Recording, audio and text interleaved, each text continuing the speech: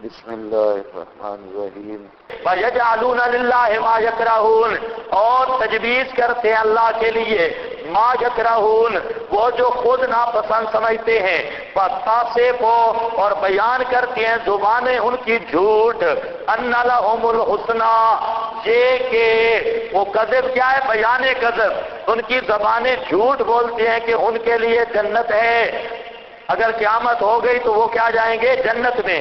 اچھا یہ ان کے لیے یہ جھوٹ بولتے ہیں، لا جرما، یقینی بات ہے کہ واسطے ان کی آگ ہے، وانہم، اور بے شک وہ مفرطون، مفرطون کا ایک معنی لکھا ہے نیچے، سب کے سامنے دھکے دیے جائیں گے، دھکیل کے جہنم میں ان کو ڈالا جائے گا، اور دوسرا مفرطون کا معنی ہے کہ انہیں سب سے پہلے دوزخ میں بھیجا جائے گا۔ تو معنی ملتے جلتے ہیں، ایک یہ دھکے تو دوزخ میں بھیجنے کے لیے دیے جائیں گے۔ مفرطون، تاللہ، قسم اللہ کی، لقد ارسلنا الی امم، یہ کیا ہے؟ زجر ما تخفیف اخروی، البتہ تحقیق بھیجا ہم نے طرف کئی جماعتوں کے، جس طرح آپ مکہ والوں کے پاس بھیجا، پہلی امتوں کے پاس بھی بھیجا، من قبل کا تو اس سے پہلے، فزینا، پس مزین کر دیا واسطے اس کے شیطان نے ان کے اعمال کو، فہو ولیہم، پس وہی شیطان، ولیہم، وہی شیطان ان کا ولی بن گیا، رفیق بن گیا، الیوم، آج کے دن، وَلَهُمْ عَذَابٌ عَلِيمٌ، الیوم کا معنی کرنا ہے آج کے دن، یعنی دنیا میں شیطان دوست رہا، وَلَهُمْ، یہ خسارہ آخرت ہے، بعد سے ان کے آخرت میں عذاب ہوگا دردناک۔ وَمَا أَنزَلْنَا، فریضہ نبویہ، اور نہیں نازل کیا ہم نے اوپر تیرے کتاب کو، إِلَّا لِتُبَيِّنَ لَهُمْ، ابھی پہلے گزری تھی نا، پیغمبر بحیثیت مفسر، لِتُبَيِّنَ، ہم نے نہیں نازل کی اوپر تیرے کتاب، اللہ فرماتے ہیں کتاب تو ہم نے بھیجی اس لیے ہے کہ میرا نبی اس کی تفسیر کرے، کوئی پتہ نہیں چلا، کتاب تو ہم نے بھیجی اس لیے ہے کہ میرا نبی اس کی تفسیر کرے۔ اب جو نبی کی تفسیر نہیں مانتا اصلی خطری تو وہ ہے، کوئی سمجھ نہیں آئی۔ پرویز کہتا ہے میں اپنی تفسیر مانوں گا، لغت تیری نانی کی ہے، لغت کی تفسیر مانوں گا۔ اللہ نے لغت کو فیصلہ بنانا ہوتا تو ایک ایک نسخہ بھیج دیتے، کوئی پریس کی کمی نہیں تھی، اپنے نبی کو بھیجنے کی کوئی ضرورت نہیں تھی، اللہ پاک قرآن پاک کے نسخے نہیں بھیج سکتا تھا، کوئی سمجھ آئی یہ بات؟ اگر نیچے پریسیں لگ سکتی ہیں، اوپر کوئی کمی تھی، بہترین فرشتے خوش خط ہیں، قرآن خوش خطی کے ساتھ لکھ کر نیچے ایک ایک حرف والوں کو دے دیتے، بھئی یہ لو جی ابو جال صاحب آپ بھی پڑھیں اور آپ بھی پڑھیں اور آپ بھی پڑھیں، ایسا بھی تو ہو سکتا تھا، لیکن اللہ فرماتے ہیں ما انزلنا علیک الکتاب، نہیں اتاری ہم نے اوپر تیرے کتاب، الا لتبینا، میرا محبوب ہم نے قرآن بھیجے اس لیے کہ تاکہ تو وضاحت کرے، کسی دوسرے کی وضاحت کی ضرورت نہیں، تو وضاحت کرے، پرویز دفع ہوئے، الا لتبین لهم الذی اختلفوا فیہ، تاکہ تو کھول کے بیان کرے وہ مسائل جن میں وہ اختلاف کرتے ہیں، ان میں وہدن، اور قرآن ہادی ہے باعتبار علم کے، ورحمتن، اور رحمت ہے باعتبار عمل کے، لقوم یؤمنون، واسطے ایسی قوم کے جو ایمان رکھتی ہے،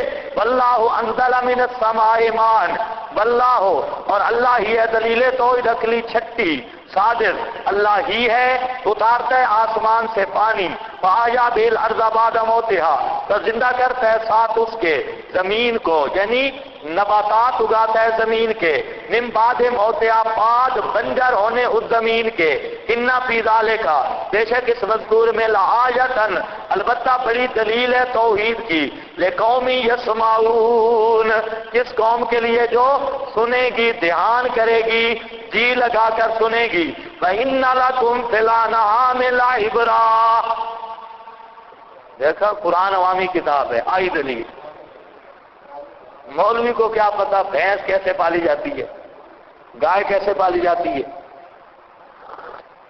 بکری کیسے پالی جاتی ہے، اب آیا قرآن اپنے انداز پر، فرمایا اِنَّ لَكُمْ، او دلائل دیتا دیتا آسمانوں کے، زمین کے، نباتات کے، خلقت انسان کے، سورہ نال چل رہی ہے موج میں، شروع کیا آسمان سے اور آخر تک ما بینہما بھی بیان کر کے بڑی بڑی چیزیں اللہ فرماتے ہیں جو سب سے مسئلہ سمجھ نہیں آیا تو جانوروں کو دیکھ لو، جانوروں سے مسئلہ سمجھ آ جائے گا۔ ان لکم فی الانعام، ان لکم بے شک تمہارے لیے، اور جٹو فی الانعام بیچ انعام کے، بیچ انعام کے، انعام جانور ڈنگر، لعبرتن البتہ عبرتن بڑی عبرت ہے، تشبیہ الحال بالحال ہے، عبرت ہے ایک حال سے دوسرا حال معلوم ہوتا ہے، دلالت علی قدرت اللہ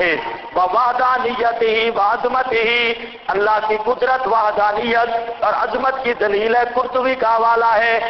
نسقیکم ہم پلاتے، یہ بیان عبرت ہے، ہم پلاتے ہیں آپ کو مما اس سے کہ فی بطون ہی ان کے پیٹوں میں، من بین فرسن ودمن فرس گوبر، بدمن اور خون، لبنن خالصن فرس اور دم کے درمیان سے، لبنن خالصن لبن دودھ، خالصن بغیر کسی ملاوٹ کے، خالصن سائغن للشاربین، سائغن جو بڑا مزیدار ہے، خوش ذائقہ، الگ سے آسانی کے ساتھ اترتا ہے، للشاربین پینے والوں کے لیے۔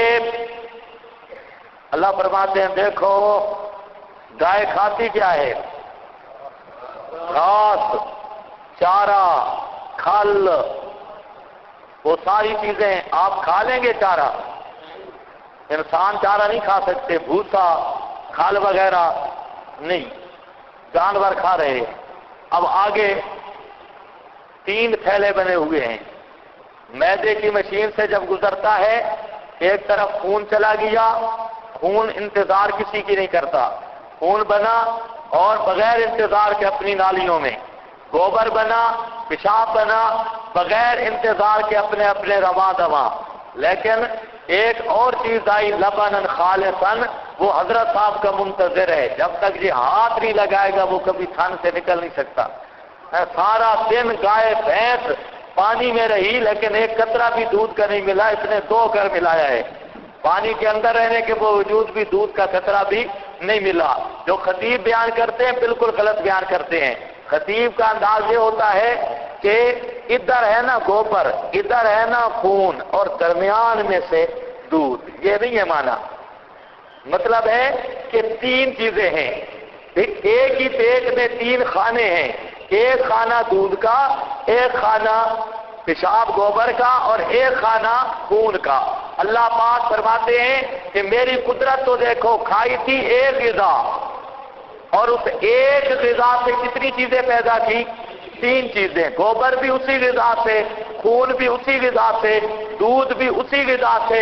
گوبر خون کا رنگ بو ذائقہ بھی دیکھ لو اور دودھ کا رنگ بو ذائقہ بھی دیکھ لو، ایک ہی غذا سے یہ 3 مختلف چیزیں جس نے پیدا کی ہیں اسی کو الہ کہتے ہیں۔ کچھ سمجھ آئیے بات؟ ہاں، تو یہ نظام ہضم بھی ما فوق الاسباب ہے۔ آپ جب کھانا کھا لیتے ہیں تو آپ کے بس میں ہوتا ہے ہضم کرنا؟ شکر ہے نہیں تھا، نہیں تو 5-6 منٹ کے بعد پھر روٹی کی ضرورت ہوتی ہے۔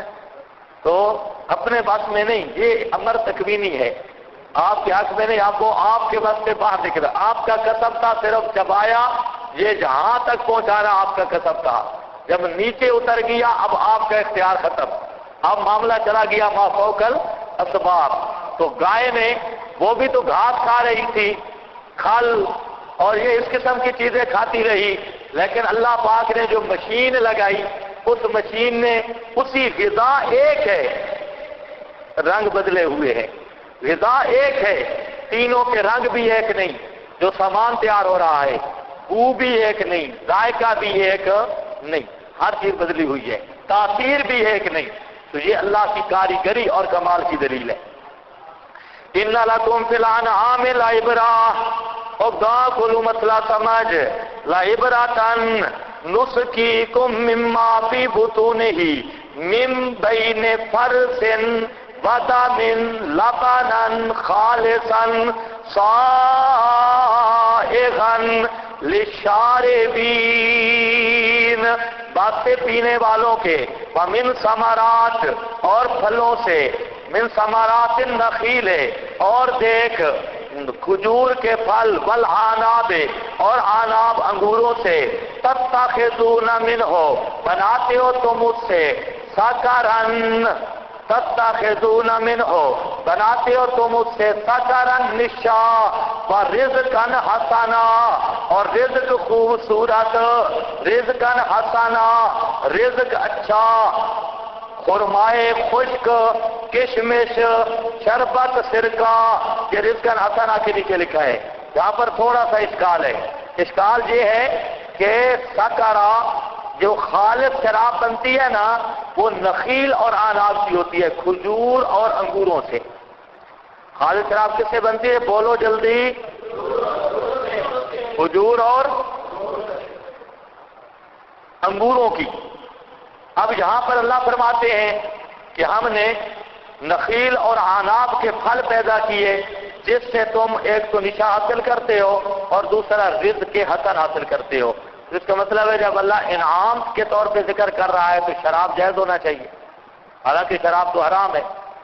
اللہ تعالیٰ نے انعام نہیں ذکر کیا کہ تم اس سے نشا حاصل کرتے ہو، یہ تو انعام ہے، حالانکہ شراب تو جائز ہو۔ بولتے کیوں نہیں، بکر ظاہر کرتے ہو؟ شراب تو جائز ہو۔ سوال سمجھ آیا یا نہیں آیا؟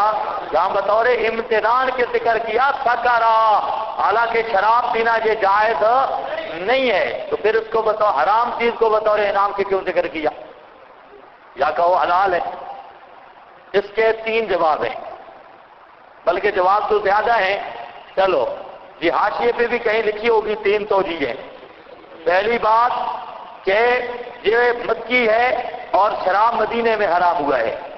یہ آیت اس وقت کی ہے کہ جب شراب حرام نہیں تھا، بعد میں حرام ہوا۔ ہمارے استاد حضرت شیخ الحدیث قاضی اسمت اللہ صاحب رحمۃ اللہ علیہ وہاں جہاں ایک بات بیان کرتے تھے کہ دیکھا قرآن پاک کی بلاغت، چونکہ شراب نے حرام ہونا تھا مستقبل میں، اس لیے وہاں پر رزق حسن کو علیحدہ ذکر کیا اور تتخذون منہ سکرا کو علیحدہ ذکر کیا۔ اس سکرا کو رزق حسن کے نیچے نہیں لائے۔ اور کوئی سن رہے ہو؟ یہ شراب بعد میں حرام ہونی تھی، یہ مکی ہے، لیکن پھر بھی اللہ تعالیٰ نے اتنا اس کا لحاظ فرما دیا کہ رزق حسن کے نیچے سکر کو نہیں لائے، سکر کو علیحدہ ذکر کیا۔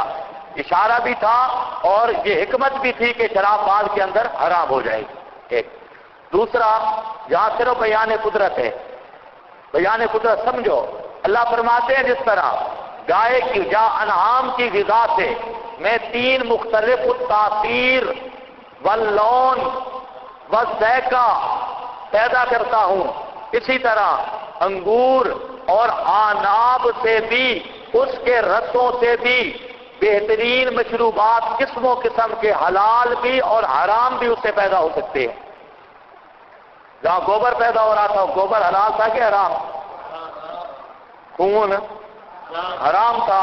تو جہاں علت اور حرمت کو بیان کرنا مقصود ہی نہیں، بیان قدرت ہے۔ اور کوئی بات سمجھے بھی ہو، پیچھے بھی تو ایک چیز حلال تھی، نہ دودھ نہ خون حلال تھا نہ گوبر، لیکن تذکرہ تو اس کا بھی ہو گیا۔